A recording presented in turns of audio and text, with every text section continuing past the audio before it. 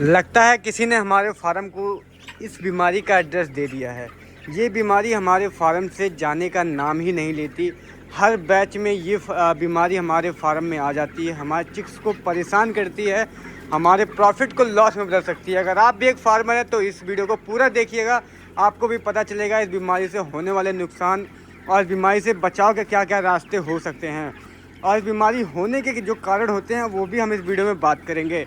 हमारे total 2 farm हैं और हमारे इस फार्म में 5000 चिक्स पड़े हैं और बगल में हमारा एक फार्म उसमें 5000 चिक्स पड़ा है। दोनों फार्म हमारा इसी है। टोटल 10,000 चिक्स करंट टाइम पे पड़े हैं, जिसमें से 4% की मोर्टालिटी हो चुकी है, जो कि स्टार्टिंग के डेज़ में मोर्टालिटी काफ़ी हाई था। तो उस समय हमारे फार्म में कम से कम 3% की मोर्टालिटी हो गई थी। और इन दिनों में अगर आपने हमारी पिछली वीडियो देखी होगी तो कम से कम मोर्टालिटी पूरी कंट्रोल में थी। काफ़ी ठीक ठाक रिस्पांस था। हमारे बर्ड ने वेट भी देना शुरू कर दिया था और हमारे बर्ड भी दिखने लग गए थे अब कि इनमें एक हेल्दी और एक अच्छा ग्रोथ बन गया था। हमने जिप्रोमिन और प्रोटोन का भी दवा का डोज चलाया था, जो कि हमने पिछली वीडियो में बात करी थी। हमारा मैनेजमेंट भी बहुत ही अच्छा, बहुत ही सूटेबल चल रहा था। लेकिन आज हमने अपने फार्म में देखा कुछ हमें आशंका हो रहा है सीआरडी की। जो सीआरडी की बीमारी है ये इनके सांस लेने की है और अगर ये बीमारी इनको हो जाती है तो इससे बहुत ज़्यादा नुकसान हो सकता है। और नुकसान की बात ये रही कि इनका वज़न गेन नहीं होता। दाना खाते हैं लेकिन वज़न नहीं देते और वज़न में बहुत ज़्यादा दिक्कतें आ जाती है। और वज़न नहीं अगर आपके चिक्स ले रहे हैं तो आपका प्रॉफिट लॉस में बदल सकता है।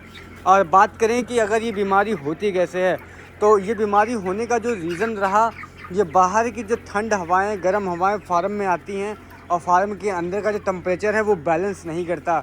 बाहर गर्म हवा, अंदर ठंड हवा। बाई चांस अगर आपने मेंटेन नहीं करा, कम ठंड गर्म या ज़्यादा क्राउड हो गया आपके फार्म में, या फिर जो ये भूसी होती है, भूसी की गुड़ाई सही तरीके से नहीं हुई, अगर भूसी में नमी रह जाती है, भूसी ज़्यादा गीली है और बर्ड वहाँ पे बैठेगा तो नीचे से गर्म ऊपर से ठंड वातावरण मिलेगा तो सीआरडी होने के चांस बढ़ जाएंगे।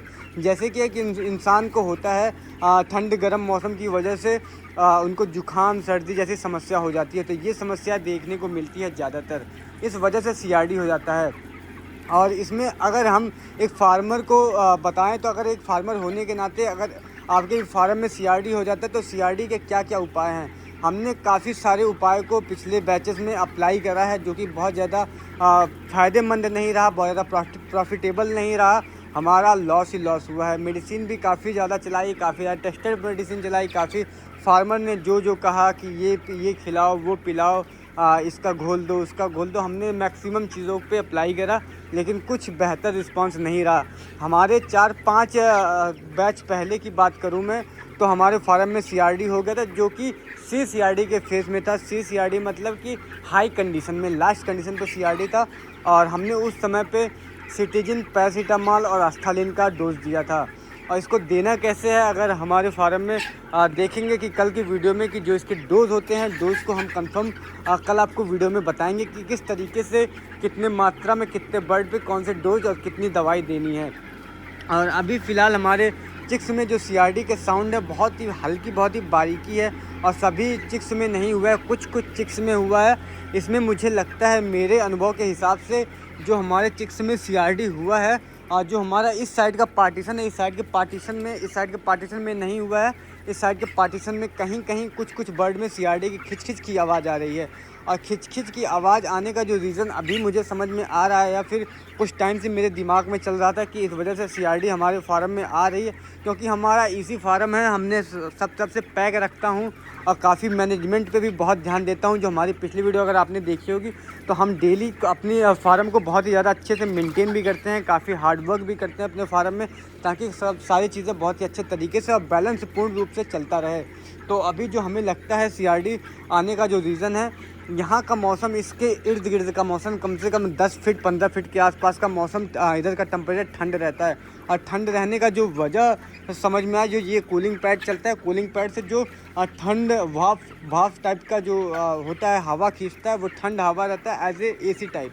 और यहाँ तक का जो टेम्परेचर है, यहाँ तक का बहुत ज़्यादा ठंड रहता है कि अगर वहाँ फ़ैन चला के कोई बैठे तो वहाँ ठंड लगे, इतना ठंड रहता है।